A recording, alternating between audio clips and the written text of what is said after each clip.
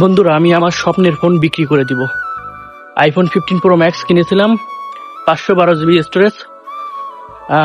যে শোরুম থেকে কিনেছিলাম 2 মাস হয়েছে কিনছি, একটু ঠকাই দিছে মনে হচ্ছে।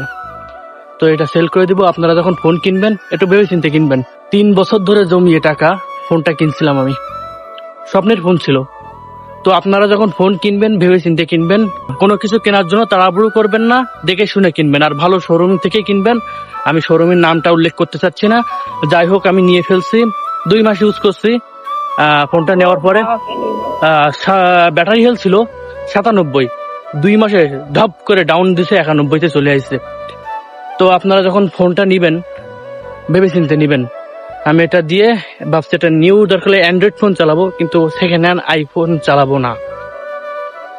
যদি সামর্থ্য হয় কোনো সময় নতুন কিনে চালাবো, কিন্তু কখনো কেউ সেকেন্ড হ্যান্ড আইফোন চালাবেন না। ধন্যবাদ।